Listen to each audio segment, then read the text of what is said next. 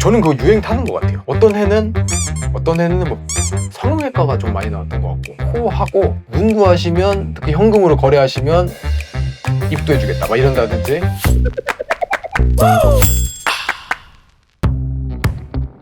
안녕하세요, 딸깍세무 서혁진. 김태규 세무사입니다. 요즘에 세무조사가 나왔다는 얘기를 많이 들어요. 이게 과연 의도일까? 아니면 우연일까? 이런 주제로 한번 얘기를 김태규 세무사님이랑 같이 한번 해보려고 합니다. 요즘에 어때요? 세무조사 관련 문의가 좀 많나요? 확실히 작년 하반기부터 해가지고 세무조사에 대한 문의건이 확실히 많아진 것 같아요. 어떤 세목을 가리지 않고 많은 조사가 나오는 것 같더라고요. 이게 조사뿐만 아니라 그런 것들 있잖아요. 뭐 사후 관리라든지, 뭐 검증이라든지, 혹은 부가세 환급 조사라든지 이런 것들도 함께 늘어났나요? 그쵸. 좀 많이 확실히 이전과는 다르게 그런 문의가 많이 늘어난 편. 자주 오는 게 사실이긴 한가 보네요. 맞아요. 새롭게 정책이 바뀌고 뭐 개정이 되면서 확실히 이전보다는 더 많이 문의가 늘어난 것 같아요.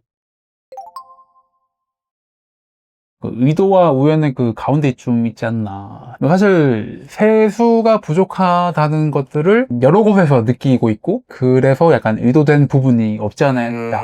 세수가 부족하다는 게 사실 최근에 민생지원금이라든지, 그 다음에 어떤 세금들의 뭐 세율이 인하라든지, 아무래도 새 정부가 들어왔으니까 돈을 좀 많이 써야 되니까요. 그쵸. 그런 부분도 있을 수 있을 거고요. 6월 27일 날 우리가 이제 부동산 대책이 나왔잖아요. 그때 이후에 사실 부동산 거래가 완전히 끊겼어요. 사실은 양도세라든지 이런 부분에 대한 세수 확보가 분명히 줄었을 거란 말이죠. 그쵸. 확실히 이전과는 다르게. 이런 부분이 영향이 있을 거라 생각해요. 그쵸. 왜냐면 결국 이 정부라고 하는 거는 이 세금을 통해 가지고 뭔가 자금의 충당이 되기 때문에 어떤 일정 부분 계속 들어오는 세금이 안 들어왔다고 하면 그런 부분 타격이 있을 수밖에 없다고 생각.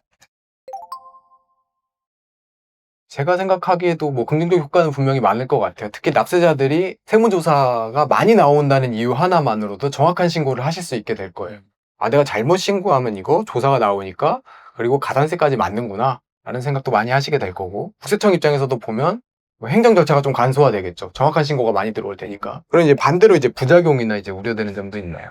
어쨌든 세무조사에 대한 그 불안감, 이걸 왜 뜯어가냐에 대한 뭐 이런 불만들, 또 뭐가 있을까요? 세무조사라는 건 어쨌든 내가 업무가 마비되는 것도 사실이거든요. 그렇죠. 예컨대 소상공인 분들은 오늘 장사해야 되는데 내가 지금 세무조사 맞아가지고 그것만 준비하셔야 되는, 내 오늘 장사를 못 하시게 되는 피해도 분명히 금전적으로 있을 수 있는 거거든요. 그리고 뭐 또 다른 것들도 보자면, 사실 영세한 소상공인 분들은 이제 거래를 하실 때 모든 증빙을 남기시지 않을 수도 있어요. 예를 들면 뭐 시장 상인이라든지 조금 연세가 있으신 분들은 사실 그런 것들까지 대비하기는 좀 어려울 수도 있는 거거든요. 서로 입장이 또 있는 거니까 이런 부분에 대한 부작용이 또 없지는 않을 수 있다라는 생각이 좀 들긴 합니다. 저는 그거 유행 타는 것 같아요. 어떤 해는 학원, 뭐 어떤 해는 유튜버 막 이런 식으로 좀 타겟팅을 하는 느낌? 소위 말해서 세무조사 유행을 좀 탄다라는 느낌이 좀 있는 것 같아요. 테마가 좀 있어가지고 최근에는 뭐 유튜버 분들이나 크리에이터 분들이 좀 많았던 것 같고, 그렇죠. 올해 초에는 성형외과가 좀 많이 나왔던 것 같고, 코하고 문구하시면, 특히 현금으로 거래하시면 입도해주겠다 막 이런다든지, 예, 뭐 이런 경우 많거든요.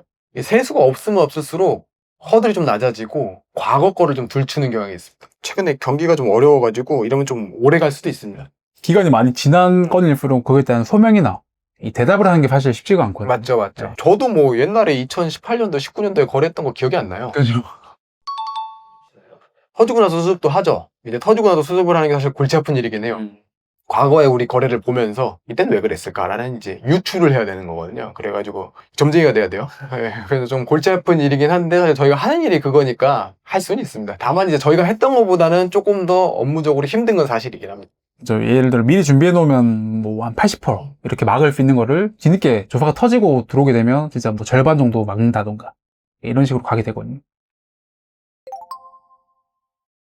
일단 기본적으로 돈이 오고 가는 거에 대한 명목들이 꼭 있어야 될 것 같고, 큰 자금이 이체가 됐을 때 소명이 나올 확률이 더 높아지다 보니까. 사실 세무조사라는 게 어떤 상황에서 나올지 알 수 없는 거니까 사실 대비를 한다는 것 자체가 사실 되게 어려운 일이긴 해요. 그런 분들은 그냥 세무대리를 사용하시는 게 좋긴 합니다. 네. 오늘은 이제 세무조사에 대해 얘기를 해봤는데요. 최근에 이제 늘어난 것도 사실인 것 같고, 그 허들도 좀 낮아진 것 같고, 세무사 통지서를 받으면 다들 참 걱정을 많이 하세요. 이거 도대체 어떻게 해야 됩니까? 상황에 따라서 잘 방어가 되는 경우도 있고 상담을 통해서 해결되는 경우도 존재합니다.